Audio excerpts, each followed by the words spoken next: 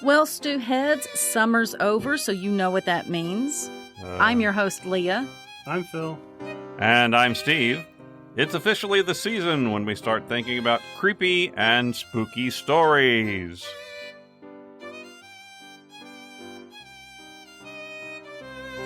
If you have an appetite for the strange and bizarre, then pull up a chair and grab a spoon for another intriguing serving of Remnant Stew. Remnant Stew is gluten-free, organic, made from all natural, free-range ingredients, and guaranteed to provide the recommended daily serving of curiosity.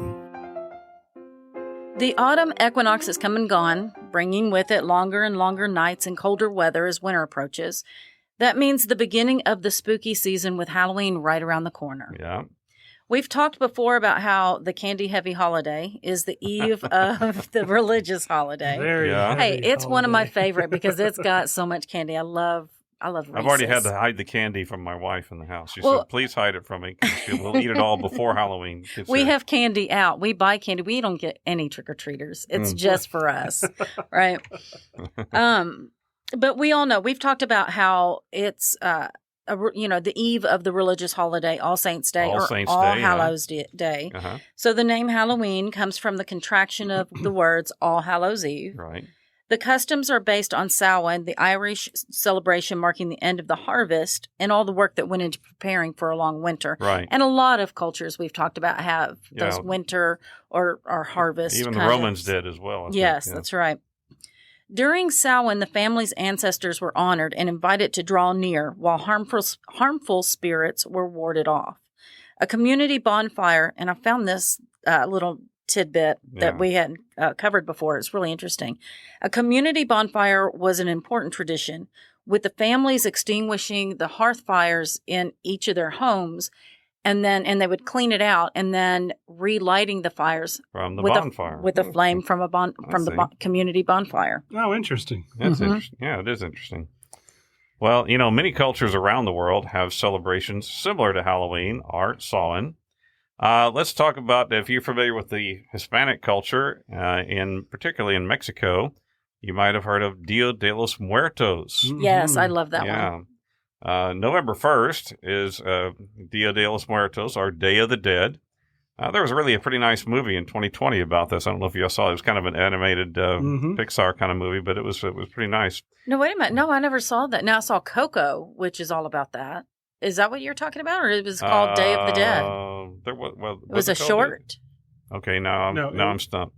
Was Coco the same one? Coco is the one about the kid and the guitar. Yeah. That's all about Deus. Okay. Deus Okay. Yeah. Okay. Yeah. I got that. Because he only had one day to make it right, so he can come back to human. That's life. Right. That's the one I'm talking about. Is Coco. Yeah. Coco. I'm sorry. It's not called Day of the Dead. It was about Day of the Dead. Yeah.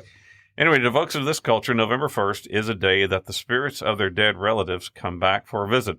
Throughout Mexico, the night before, which is October 31st, is filled with preparations as homes are decorated with marigolds and photos of their lost loved ones. Marigolds are considered to be the flower of the Day of the Dead. Then, in the country of Haiti, we have something called Fête Guetta, or Festival of the Dead. It's a tradition practiced in Haiti on November 1st and 2nd. Those practicing the religion of voodoo dance in the street to commune with their ancestors. They visit graveyards where they share food with food from their own tables with their dead loved ones. It's a vibrant celebratory atmosphere. Fête Guetta is often described as the voodoo equivalent of Mardi Gras or Dia de los Muertos. Okay. Very colorful. Because they get an extra day. Yeah. Well, now for something a little different, let's go over to the island nation of Japan. Japan has embraced the celebration of Halloween, but in its own way. They do things a little differently there. Trick-or-treating has never really become popular, but the Japanese take dressing up in costumes to a whole nother level. While we Americans might throw something together from a costume store or make something from a thrift store, quality cosplay is a serious pastime in Japan. It's a whole and Halloween world. is the perfect time to go all out. Celebrations invoke zombie runs, flash mobs, and street parties. Mm-hmm. Japan's famous bullet trains are transformed for that one night into a colorful Halloween bash. Wow. Which is interesting because, the Japanese are so stoic and poised, I guess. Right. And they let it hang out on Halloween. That's right. On Halloween, it's all a different story. Right. Well, what is Halloween without the legend of witches cackling and flying through the night on broomsticks? Right. How exactly, though, did witches get associated with riding on magically flying brooms? It's a Halloween icon that has persisted down to modern times. According to history.com, the origin of brooms is a little murky, but mention of people using a bundle of thin twigs or sticks to sweep up dust and dirt shows up in the Bible's New Testament, which dates back to the 1st century AD. The word broom comes from the actual plant used to make the cleaning device rather than vice versa. I see. Like I thought it was. And from its very beginning, brooms were strongly associated with women who, of course, do most of the work around the house. Women's work back in the day, I guess, yeah. And became a powerful symbol of female domesticity. In spite of this, the first person to ever confess to riding on a broom was actually a man by the name, of Guillaume Edelin. Guillaume was a priest that was arrested in Paris in 1453 and accused of witchcraft. His confession of practicing witchcraft was coerced through torture, like many of the other confessions of the same. He later recanted, but was imprisoned for the rest of his life. Before the priest's confession, though, the idea of witches flying on broomsticks had already been established. A 1451 manuscript by a French poet has illustrations of women riding around on one is on a broom and the other is on just a regular stick. Just a stick without the broom. That's right. The women were illustrations of members of the Christian sect, the Waldensians, who were branded as heretics for allowing women to become priests. Okay. The truth is that there were many customs and folklore attached to the broom as a strong symbol of home and the female soul that kept the home. There's the fertility ritual there's a lot of things that just go on with brooms. There's the fertility ritual that has farmers leaping over brooms to ensure a good crop. Okay, I've heard that. Better than leaping over babies. Yeah. Yes, that's another tradition we've talked about. Women would often leave their broom propped outside their door or chimney or by their chimney outside to communicate that they were away from home. And that led to the notion that the broom, this is so strange, but it's such a medieval type notion. Right. The idea that the broom was placed at the ready for a woman to jump on it and ride up and out of the house through the chimney. Oh, I'm out of here. There you go. In spite of a very few confessed witches during the historic trials ever mentioning brooms, the idea has endured through the ages. And in the movie The Wizard of Oz... Oh, we were watching it in my house earlier today. The Wicked Witch of the West uses a broom to get around, and it's said that particular depiction cemented it in modern society. Oh, yeah. The partnership between a witch and her broom. And more recently, of course, you've got the Harry Potter series where all these kids are outside the store. Well, they're outside the store looking for the Nimbus 2000. Right. Yeah, they want the next so best bad. broom. And also the movie Hocus Pocus, one of my favorites, has 3 witches, 2 of which ride brooms and the other with rides a vacuum. A vacuum cleaner. Wow. With the cord hanging down. With the modern twist. That's right. You remember Bewitched, though, the TV show when I was a kid. I don't. They mentioned that in this article, and I don't know that she was ever seen with a broom. The real actress, no, but in the intro there was an animated intro, and she was on a broom there. That's right. That's right. Well, I got my information from history.com. Great. Well, on a creepy note, I thought we could tell some stories about people who died in very odd circumstances. Oh, this ought to be fun. On June 4th, 1923, at New York's Belmont Park, 22-year-old jockey Frank Hayes won the only race of his career on a horse named Sweet Kiss. Sweet Kiss. Okay. Hayes was a stable hand. Nice story so far. Yeah. So far, Hayes was a stable hand turned jockey and achieved a surprise victory when he won the race against 20-1 odds, beating out the fan favorite horse named Gimme. Uh-huh. However, that wasn't the most shocking thing the crowd witnessed that day. After crossing the finish line, Hayes tumbled from the saddle to the ground. The track doctor rushed over to the jockey and immediately pronounced him dead. Wow. It seems that Frank Hayes died of a heart attack sometime during the race, and his body managed to stay in the saddle, making him the only jockey that won a race after death. Wow.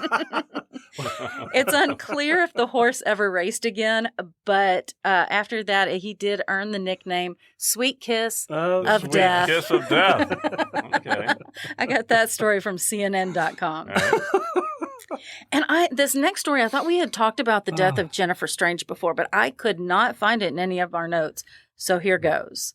In 2007, a Sacramento, California radio station, KDND 107.9, held a contest in which they were giving away a Nintendo Wii video game system for the winner. Okay. The contest was called Hold Your Wii for a Wii. No.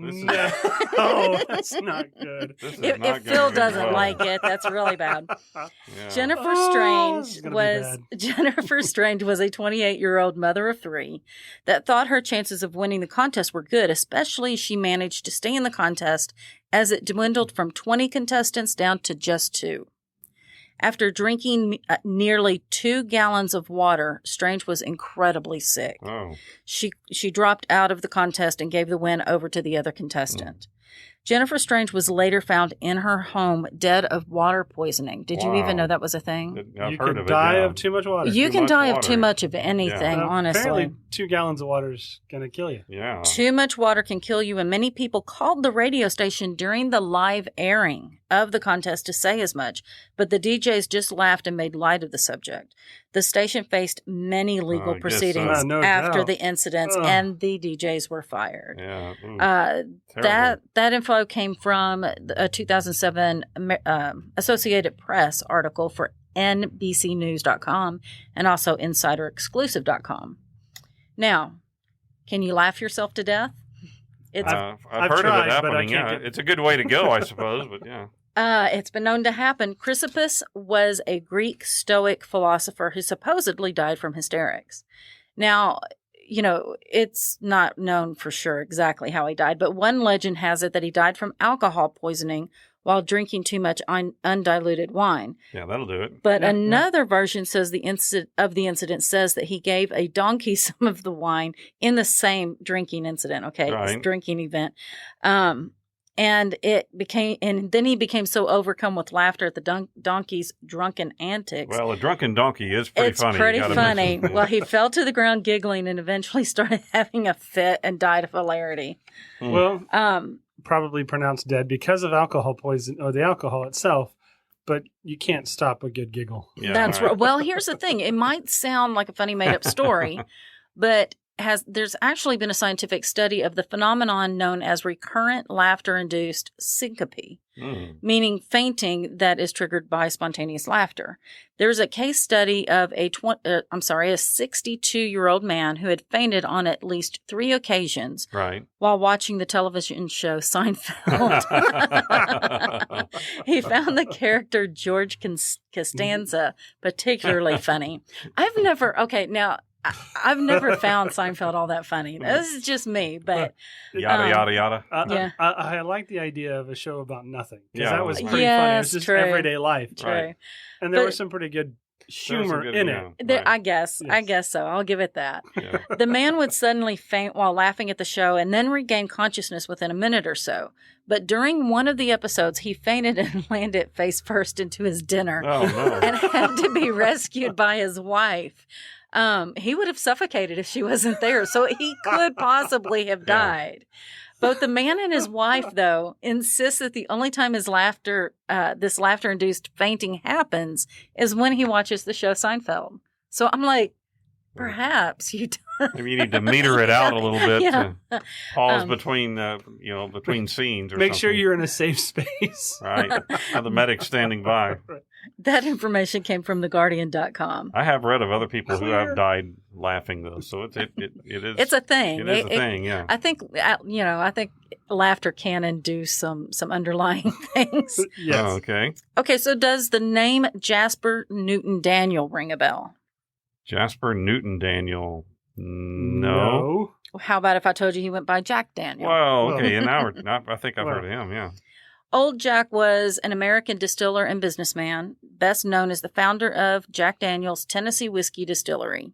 He was born in January of 1849 and died October 9th, 1911 from blood poisoning. We know that to be a fact, but legend has it that the blood poisoning was due to a gangrenous toe. Jack was always forgetting the combination to his safe, and in a fit of rage at being once again unable to open the safe, he kicked it, thus injured the toe that would shortly lead to his death. Oh, no. Death by toe. Ouch. Death by gangrenous toe.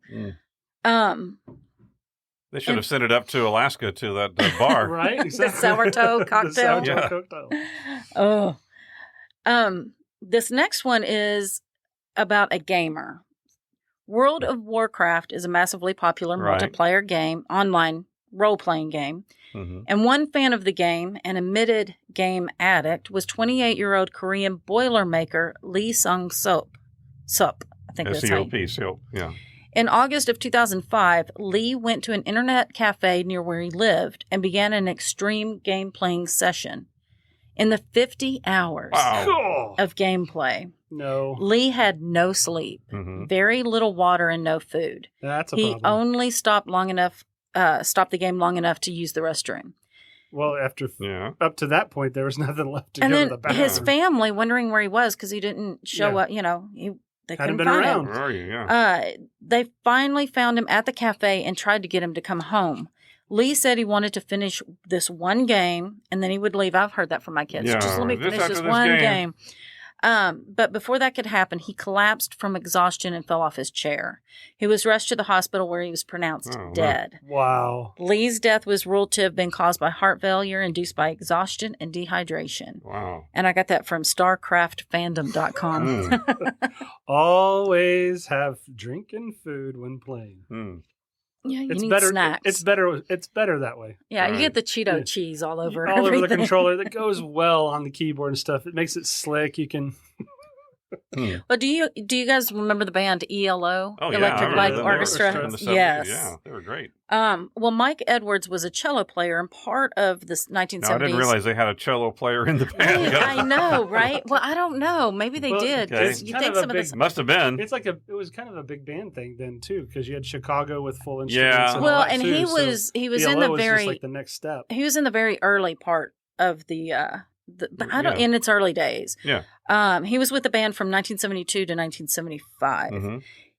Mike was known to be a brilliant musician whose life was ended at the age of 62 in what has been called a freak farm accident. Mike Edwards was driving his van down an English country road on September 3rd of 2010 when a farmer lost control of one bale of hay. The cylindrical hay bale weighed approximately 1,300 pounds. Wow. Well, you've seen them. I mean, they're huge, they're right? humongous. And it had been resting on an incline when, for unknown reasons, it started to roll. The wind gathered speed, plowed through a hedge, and kind of like went airborne and fell on top of Edwards' car, crushing both the vehicle and Edwards, killing him instantly. Oh. Killed by a bale of hay. But by a bale of hay. He wasn't bailed out. Yeah. That was bad. I got to say, having just been in the UK a couple of weeks ago, the roads are really dangerous. Really dangerous. They're very narrow, and there's no shoulder. The hedges and everything grows right up to the road, and you're going around corner. You really can't see around the corners. And there's a lot of fields, so I can see how that could happen. You could get hit without knowing anything happened. But I would wonder if that causes you to go slow and they have less accidents. It doesn't seem to happen that way. It doesn't seem they didn't seem to be going slow, including very large vehicles coming in the other lane, which to us was confusing already because you're driving in the left with the steering wheel on the right. Although my wife did a really great job, but we had a couple of moments. moments. Welcome back, by the way. Thank you. Or a bit of hey. And that information came from BBC.com. And now this next story, it's my one last strange death story, which consequently also involves something farm related dropping out of the sky. No. According to a 2011 HuffPost.com article, a Brazilian man named João Maria de Souza was sleeping in his bed alongside his wife in their house that backed up to a steep hill.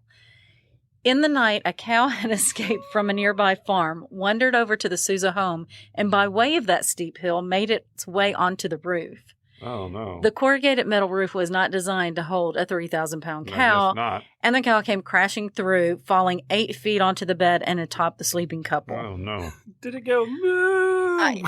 I don't know if it was reported that it said anything. Mr. D'Souza died, though, the next day from his injuries. Incredibly, both Mrs. D'Souza and the cow were completely uninjured. You wonder if maybe Mrs. D'Souza might have orchestrated this. Wait. Murder by cow? Yes, I don't know. Else the cow would have been barbecue, I would think. You know, the other wasn't sitting in the attic, so, you know. And now for something completely off topic and off kilter. Brace yourself for the oddity du jour. Well, now, not completely unrelated. Let's take a little bit of a break from our death stories to have an oddity du jour today. But it is kind of a death story, too.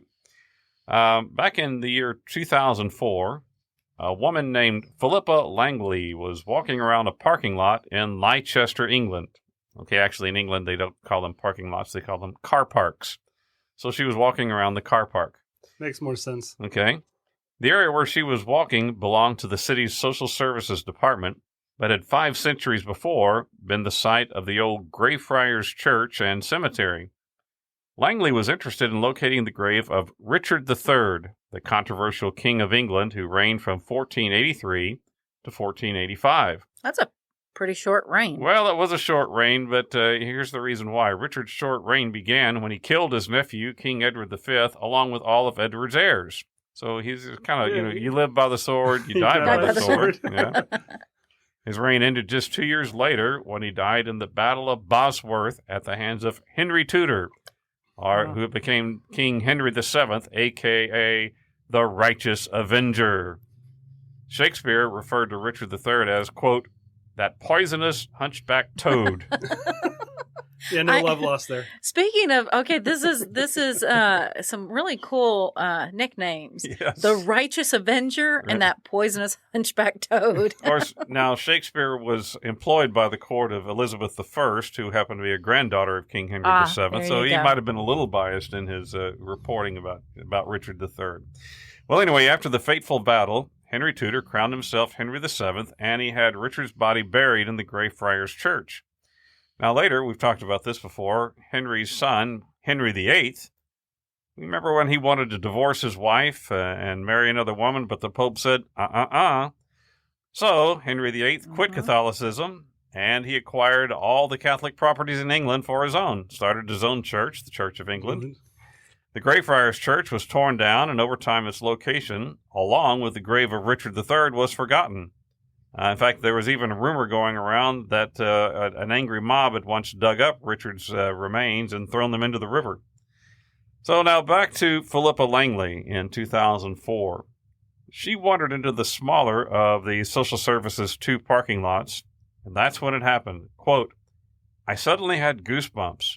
I knew that I was walking on his grave. Langley still doesn't know how to explain it. Perhaps it was just intuition, or perhaps it was some stronger supernatural force. Whatever it was, she was convinced without a doubt that Richard's bones were just beneath her feet.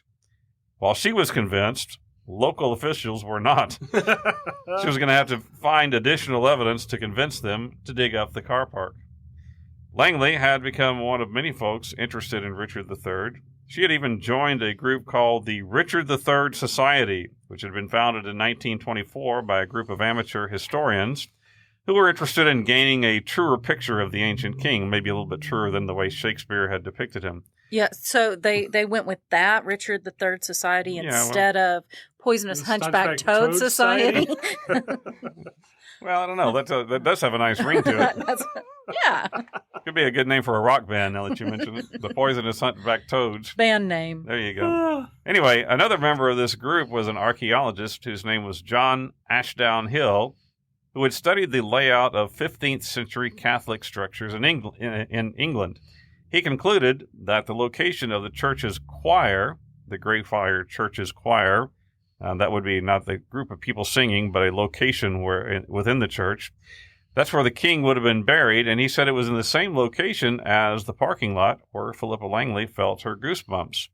Armed with Ashdown Hill's research, Philippa Langley began knocking on doors and attending local council meetings, attempting to convince local authorities for permission to dig in the parking lot. After 6 years of persuasion, she finally achieved permission, but the town would not provide financing for the project. Langley then turned to the Richard III Society's 4,000 members for donations. More than $28,000 poured in to fund the excavation. The big day came on August 25th, 2012. A large crowd gathered around the site as a diesel-powered excavator broke through the pavement. Included in the crowd were Langley, Ashdown Hill, town council members, a documentary crew, and a team of archaeologists from the University of Leicester.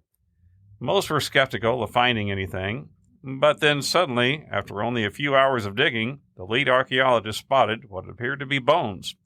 After several more minutes of careful hand digging, a full skeleton emerged. The crowd was stunned. The archaeologists carefully packed the bones into a cardboard box, which was then taken to the forensic lab at Leicester University. Analysis of the skull revealed several slash marks as though it had been struck with a sword. Interesting. There were also stab marks on the rear of the hip bones. Wait a minute. So he was stabbed in the butt. Stabbed in the butt, yes. Okay. Oh. The spine appeared to be somewhat curved, as in scoliosis. It's not quite Shakespeare's description as the hunchback, but it was enough that would have caused him to walk with one shoulder raised higher than the other. Yeah, hunchback enough for me. And that matches other written descriptions of Richard III from the time. There had been no sign of a coffin. And there were also no other skeletons located in the immediate area. The grave wasn't even quite long enough, as the skull was sitting more upright than laying flat. It's sort of like they didn't quite make the grave big enough, so they just kind of threw him with his head like sort of crunched forward. Stuffed him in there. Yeah, stuffed him in there. So unceremonious. It appears. I mean, seriously, stabbed in the rear. Yeah. Well, probably the stabbing in the rear occurred after his death, from the victorious. It appears that the individual had been killed in battle and hastily buried in a short grave without any pomp or ceremony. Well, further analysis of the carbon-14 in the bones indicated that the person had lived in the 1400s and had eaten a wealthy person's diet rich in proteins from beef and fish. Richard III has at least one known living relative, a Canadian named Michael Ibsen, who is a 17th great-nephew. DNA samples provided by Ibsen matched that of the skeleton. Ooh. There you go. Dun, dun, dun. All of the information taken together, the battle wounds, the location, the DNA, the deformed spine, was enough for scientists to announce on February 2013 that Langley's skeleton was in fact the lost king. Quote, "I found him," Langley says. Richard III's remains were reburied at Leicester Cathedral in 2015. Although Leicester declined to fund the dig, the city has now raised money for a visitor center. Leicester Cathedral now receives 20 times as many visitors since the discovery, and a temporary museum and gift shop has also sprouted up on the grounds. That info came from mentalfloss.com. So interesting about Mrs. Langley feeling the sensation right there on the parking lot, and happened to be the exact spot where Richard III had been ingloriously buried. Ingloriously buried, yes. 5 centuries before. And then parked on, Humpback Parked on, yeah. By the oil grease leaked on. Yeah, right. Well, we can't talk about creepy or spooky things without mentioning hauntings. But I'm not going to talk about haunted houses. Instead, I want to talk about a couple of haunted paintings. Ooh. Yeah, how'd that happen? I remember, well, because these are interesting. Okay. You remember we talked about the crying boy painting? Yes. Oh, That that it would it was always found intact in all these burning houses, and then come to find out It had been varnished in something inflammable. Non-flammable. Non-flammable. I think inflammable means I think it was flammable. related to the peeing boy statue, but anyway. We've covered a lot over these couple of years. Well, I remember the hoopla over this first painting. Yeah. It was an eBay sensation, being one of the first of many items offered on the auction site with a quote-unquote haunted backstory. Uh-huh. Whether the story is real or made up to drive up sales, there is no denying that the artist, Bill Stoneham, created something unsettling when he painted a canvas that he named The Hands That Resist Him. And we'll have a picture on our social media. It features a scowling little boy standing in front of a door full of darkened windows with hands pressed against the glass. Beside him is a girl doll with hollow eye sockets clutching a battery in her hands. It's an odd painting. Okay. The artist has said that the boy is a self-portrait of himself at the age of 5. The doorway represents the division between the waking world and the world of fantasy and impossibilities, which I would think would be the world of nightmares. Yeah, something like that. Doll is supposed to be his guide through the door. With the battery in her hand and hollow eyes. Yeah, and hollow eyes. The painting was displayed and sold in the early 1970s. So, the drug culture was going on. That's right. That's right. There was something happening. Yeah. It was displayed and sold at a one-man show in an art gallery and would have sunk into oblivion if not for eBay. Uh-huh. The painting reappeared as an auction listing in February of 2000. The person who posted it said that the figures in the painting were sinister and moved about both within and outside of the painting. Uh-huh. That's a good trick. The listing, the listing was viewed over 30,000 times. Of course it was. Because everyone's interested in something haunted. That's right. Yeah. And so, you've had these, this is just one of the very, the first of this phenomenon of haunted backstories on eBay. Uh-huh. Well, after an initial bid of $199, the painting eventually received 30 bids and sold for $1,025. Okay. Bill Stoneham expressed surprise at the sudden fame of his otherwise forgotten art piece. On his website, Stoneham states that both the owner of the gallery in which the painting was first displayed and the art critic who reviewed it died within a year of coming into contact with the painting. Dun, dun, dun. And I got my information from Wikipedia and cowlingandwilcox.com. And he actually, so he got, famous again for this painting. And so did he have other paintings that were of a similar nature? Yes, he did. And I think they've all been, the ones that he did around the same time he did that one are all lost to obscurity. Lost to the 70s, but okay. But he has created, like, what do you call it? When second, second generation of stuff. Second generation of stuff. Like he has another one that goes along with this. It's him grown up in it. So it's bizarre. So he's got his little 15 minutes of fame. Yeah. I'm going to try to capitalize on this. $1,025 of fame. Now, this next one is a famous artist. We've talked before about Edvard Munch's painting The Scream, which is by itself interesting. Kind of interesting. It depicts a man screaming in the foreground while others in the background are seemingly oblivious to the screaming man's plight. Yeah. And it's unsettling. There's another of Munch's paintings that's more unsettling to me, though. I understand there were actually 4 different screams that he painted. Well, that's right. And then we talked about that once before. And then this painting I'm going to talk about has a couple different versions of it as well. Yeah. Similar in many ways to The Scream, The Dead Mother is a painting depicting a little girl standing with her hands to either side of her face, just like the guy in The Scream. Yeah. Behind her is a bed where her pale and colorless mother lies dead. Mourners dressed in black within the background of the painting pay no attention to the little girl's distress. Oh. It's really not surprising that people find the painting unsettling and consider it to be haunted, or at least makes them feel very uneasy in its presence. Right. Munch experienced the death of his mother as well as 2 siblings to tuberculosis. Yeah, when he was pretty young, I believe. Right? Uh-huh. Yeah. So he created several paintings with death as the subject. And what I find really odd is when I was researching this, I came across 2 different versions of this painting, but now I'm thinking it actually was 2 different paintings, but with the same kind of subject.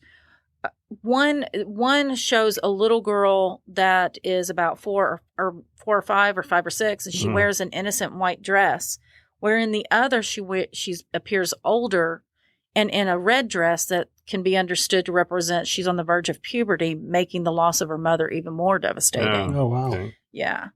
And I got that information from edwardmunch.com. And Well, he was an interesting fellow, and remember the one that they found a note written on one of the screams that said it could only have been written by a madman. yes. Or Yeah, and it was him. painted by a madman, and they think it was his own writing that did that. Yep, that's right. Now, while I enjoy a good ghost story and really embrace the legends that settle upon places and things, Steve takes the opposite view and is a staunch skeptic. Yeah, I'll say I'm more skeptical, I would say that. And I have to admit, he has some good debunking stories to tell you about some of the most well-known stories of the supernatural.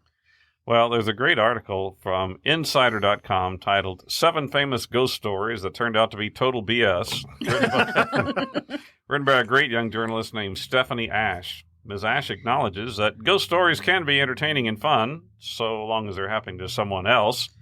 But for those folks who want ghost stories to be real, there's often the buzzkill that there are usually logical and non-supernatural explanations for many of these occurrences. Some of the most famous ghost stories in the world even fall victim to being debunked. And here's a few of those debunked stories. The first one takes place in the year 1848 in the upstate New York village of Hydesville, Hydesville, at the home of the Fox family. Here resides John and Margaret Fox with their daughters Maggie, age 14, and her younger sister Kate, age 11. One evening, the girls amazed their parents with the frightening tale that there was some kind of a spirit in their bedroom making noises trying to communicate with them. At first, their parents didn't believe them. Oh, yeah, come on, right. But when they investigated further, sure enough, there were noticeable cracks and popping noises coming from the floor or walls near where the girls were standing. Soon, neighbors were called in to see if help could be found concerning the strange noises. One neighbor began asking the spirit yes and no questions. One pop or knock was determined to be a yes answer, and 2 were thought to mean no. Sure enough, the spirit appeared to answer these questions with remarkable clarity. Someone in the community remembered that a young salesman had passed through a couple of years before and had disappeared suddenly. It was thought that perhaps this was his spirit returning, as he had stayed with the previous tenants of the home where the Foxes now reside. You want to buy some magazines? Well, news about the spirit activity spread throughout the state. Now, the family had an older daughter named Leah. Hey. Yeah, good name. Who lived on her own in Rochester, New York. She had a suspicion that her younger sisters might be trying to pull a fast one. No. So she traveled to the family home, and she realized what was happening. Her younger sisters were manufacturing the sounds with their toe knuckles. Exactly, seriously. They were wearing shoes, but they were able to crack their toe knuckles in such a way that it sounded that the sounds were coming from either under the floor or inside the nearest wall. Well, rather than expose her conniving younger sisters, Leah smelled money. She was an entrepreneur. It's a tour. She rented a home in Rochester, New York, and charged $1 per person for people to come and see her younger sisters, make contact with dead family members, and deliver messages from the great beyond. There was no shortage of paying customers as people came from all over the region to experience this supernatural occurrence. It was an instant hit. The Fox sisters' fame as spirit mediums spread so quickly that they soon performed at packed theaters in New York, New England, and beyond. It marked a shift in popular attitudes toward the paranormal. You can think about it. 200 years earlier, a couple of adolescent females who claimed to be in conversation with the dead may have been burned alive as witches. But in the mid-19th century, sure, why not? They became show business celebrities. Well, this all went on for a couple of years, but then suddenly a rift between the sisters brought things to a halt. Yep. In fact, one even went on stage to demonstrate the way they cracked their toes to produce the sounds. Strangely enough, even though the Fox sisters were proven fakes, they jump-started a movement of belief in the occult and spiritualism. Within months, others emerged claiming that they had the real power to communicate with the dead, and the seance movement had begun. The spiritualism. We have a future episode we're going to be talking about Arthur Conan Doyle, and he was one of the ones that were caught up into this seance movement. That's right. Some information from that article also came from a website called the Paris Review. Now, here's one that most people have heard of. Also occurring in the state of New York, one of the most famous hauntings in the United States came from an otherwise normal-looking home in the Long Island community of Amityville. That's right. I remember in the 70s there was the movie about the Amityville horror. Yep. Now, you've probably heard how the story goes. A family moves into a house that had recently been the site of a horrific murder. They began hearing voices, seeing ghosts, and experiencing other paranormal activities before ultimately fleeing the home in terror. Well, part of that is true, but exactly how much of it, we might never know. It is a true fact that the home's previous owner, Ronnie DeFeo, D-E, capital D-E, capital F-E-O, did murder his entire family in the house. At his trial, he testified that voices in the house made him do it. Meanwhile, George and Kathy Lutz moved into the house, L-U-T-Z. They claimed that they are also experiencing supernatural occurrences in the house. Whether their claims are true or not remains in question. What is true is that the Lutzes worked closely with DeFeo's attorney to either fabricate or exaggerate the hauntings. Here's a quote from Mrs. Ash's article. Quote, "The Lutzes hoped to secure book and film deals, which they did, and the attorney hoped to give credence to his client's not guilty plea, which he didn't." DeFeo received a life sentence and is still in prison today. No other residents of the Amityville house have reported any spooky activity in the home since then. That's right. It is still occupied, and they removed those triangular windows. Well, not triangular. They were kind of like quarter round windows right, to make it less iconic looking. I remember the story, and I just watched a documentary on the whole thing, and I remember that Ed and Lorraine Warren, which very famous couple in the supernatural realm and all of that kind of stuff. They were very involved with this case. Ed was, because neither one of them are alive now, he was a self-taught and self-professed demonologist, while Lorraine claimed to be clairvoyant and a light trance medium. And I think they really helped to sensationalize this story and get it into popular media. They're also behind the haunting behind the movie The Conjuring. Okay. And so everything that they've done, I mean, perhaps they may have gotten a cut from the movie deal too. Oh yeah, perhaps maybe at best. At best, they started out with good intentions, but they really got into the sensationalism of it and the money and everything. So, yeah. All right, now back here closer to home in the great state of Texas, there's a small town up in North Texas called Anson, A-N-S-O-N. It's about 25 miles north of Abilene. You know, Phil, your daughter goes to school up in Abilene. You might talk to her about. She might have heard this legend. According to the local legend, a long time ago, a young boy went off camping by himself. His mother gave him a lantern and told him, quote, "If you have any trouble, flash the lantern 3 times, and I will come find you." The boy never came home. The mother died of grief and is buried in a local cemetery. The local folks claim that if you drive down past the cemetery at midnight, turn your car around so that you are now facing back toward the cemetery, flash your lights 3 times, then you will see a light appearing from the cemetery and will come toward you as the dead mother raises up with her lantern in search of her lost sons. The fact that the light appears has been documented by numerous authorities and journalists. The story is often repeated by and among students at the nearby colleges. So, what's up with this light? Well, back in June of 2011, several students at your daughter's college, Abilene Christian University. They had a lot of fun. Yeah. They were playing with their brand new iPhones, the brand new smartphones that were out at the time, which included the new app Google Maps. Looking at their maps, they noticed that the road that passes the cemetery is directly in line with a distant section of U.S. Highway 277. And they surmise that the Anson lights are, in fact, headlights from that distant highway. So the next night, using 2 different cars, they tested their theory. One car drove along the section of U.S. 277 in question, while the other car sat at the crossroads by the cemetery. Communicating by phone, the students in the car at the crossroad asked their companions to flash their lights, turn them on and off, etc., and the lights corresponded to the instructions that they gave to their friends, so the mystery was solved about the Anson There light. you go. Anson light. Timing is everything.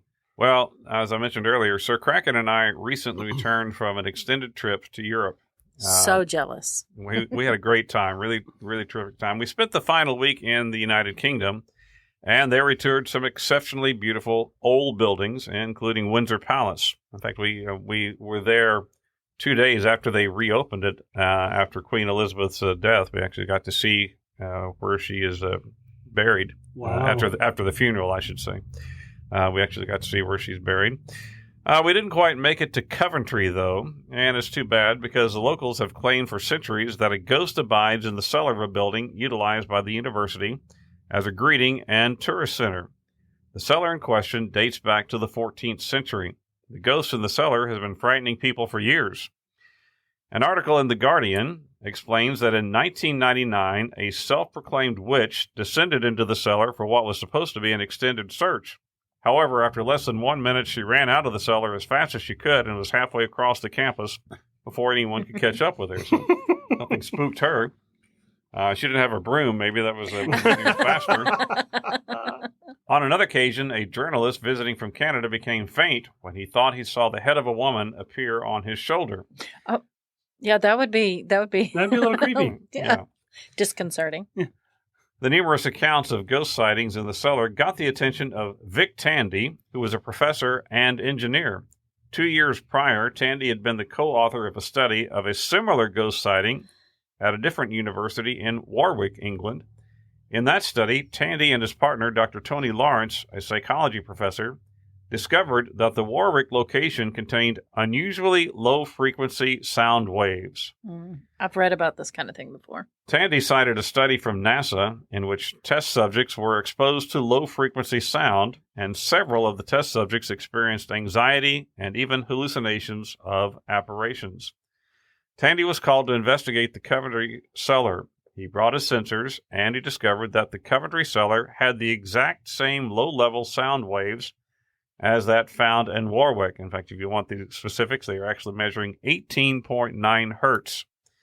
He thus surmised that the people who had experienced seeing ghosts and other apparitions were extremely sensitive to the low-level sound waves present in the cellar. What isn't understood, though, is why some people are impacted by these low-level waves, but others are not. Some information came from The Guardian in that episode.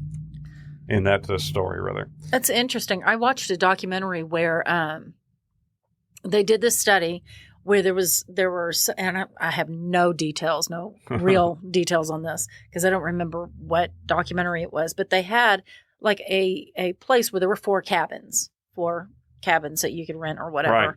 And they did this study where they told these people that one of these cabins had contained, or a brutal murder had happened in one of them and it was haunted. And they were to sit in there for 5 minutes by themselves in each of the cabins and then tell which one was haunted. And one of the cabins, of course, none of this story was true. Right. But one of the cabins had low-level frequency. And every one of them picked that cabin. Wow. They picked up on that somehow. Yes. Well, now I've heard of this one because it supposedly occurred near where I grew up. According to the legend, in 1938, a school bus stalled on the railroad tracks at a busy San Antonio, Texas intersection. 23 children were killed in the accident. Local residents claim that if you stop on the track and put your car in neutral, the ghosts of the children will push your car off the track. Some have even gone as far as to put baby powder on the fenders of their cars in hopes of capturing the ghost children's fingerprints. Well, the myth was busted recently when a journalist pointed out that there is a slight incline at the intersection, which will cause your car to roll naturally. And the fingerprints, well, just like in detective work, the baby powder highlights fingerprints that were already there. And one more little thing, the bus crash didn't actually happen in San Antonio. It happened in Salt Lake City, Utah. And so that would have been an awfully long way and it was high school kids, not little kids, either way. This is one of those legends. City names with S's. Yeah, that's right. That doesn't matter. Well, it's one of those legends, I think, that kind of pops up in different places. Right. You know.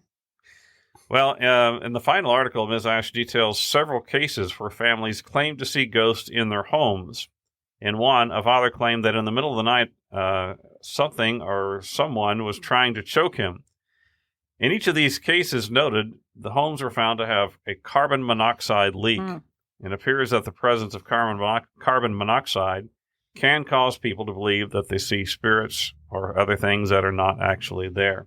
So that may explain some of the sightings that are seen. So those are some that have been debunked.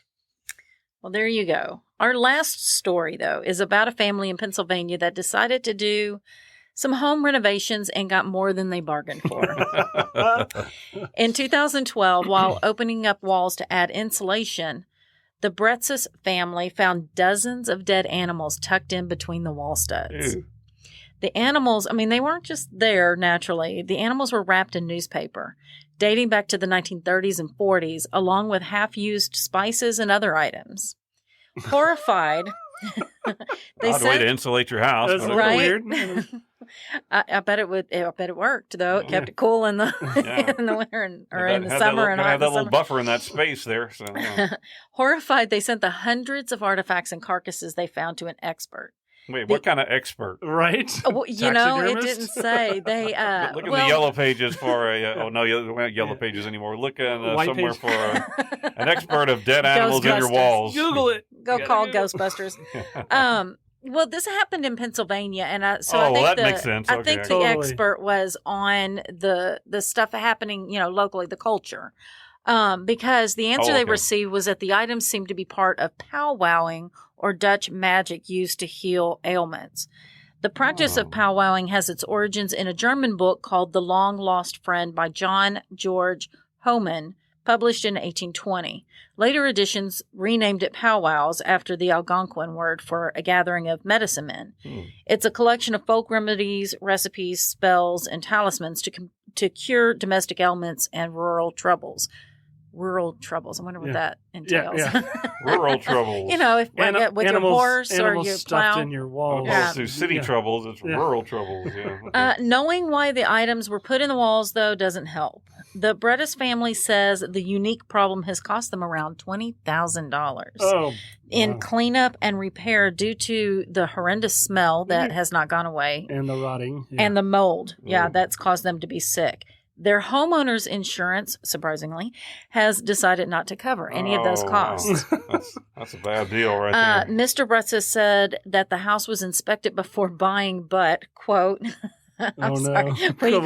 We got the radon inspection. We looked for everything. We didn't know to look for chickens.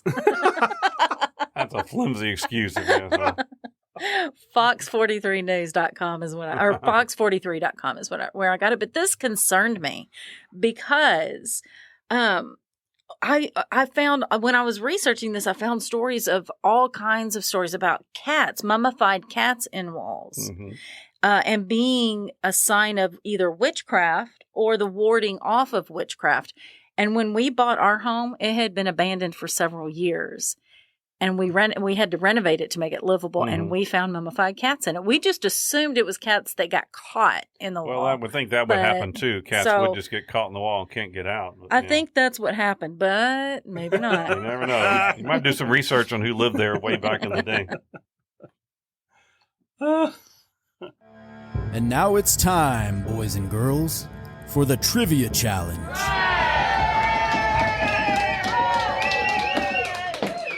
All right, you know how to do this trivia challenge thing. Like and follow our Facebook page at Remnant Stew at Remnant Stew Podcast. Like and share this episode post, and put your answer to the trivia challenge question in the comments of the post. First person to do all of that will be the winner and will be mentioned in an upcoming episode of Remnant Stew. We're also opening our trivia challenge up to school kids. Woohoo! Pay attention back there. If your classroom listens to Remnant Stew and they want to answer the trivia questions, then send us an email with their answer to staycurious@remnantstew.com. If your class wins, we will send you a cool little goodie bag to the class, some kind of a care package. Now, Harbin sent us this question, and it's not quite kid friendly. It's a little out there. All right, go back to sleep, kids. Especially you in the back. Yeah, you. This 25-acre patch of land could be considered one of the creepiest places in Texas. So much so that it has its own nickname and has even had a movie made about it, due to over 30 murder victims being dumped there throughout the 1970s. What is its nickname and where is it located? My Aggie friends would call it the University of Texas at Austin. That's not quite the one they were thinking about. Hey, thanks for spending this time with us. Check us out on Facebook and Instagram at Remnant Stew Podcast. You can also send us an email to say hi or suggest a topic for a future episode at staycurious@remnantstew.com. We'd love to hear from you. Remnant Stew is now a part of Rook and Raven Ventures and is created by me, Leah Lamp. Dr. Stephen Meeker and I research, write, and host each episode along with commentary by audio producer Philip Sinquefield. They don't let me talk much. Theme music is by Kevin MacLeod with voiceover by Morgan Hughes. Special thanks goes out to Judy Meeker and Harbin Gould. Well, now, before you go, please hit the follow button so you won't miss an episode. Head on over to Apple Music and leave us a review. Please. Share Remnant Stew with your friends, your family, and the Grim Reaper if you happen to run into him. Lives next door, you know it. Until next time, remember to choose to be kind and always stay curious.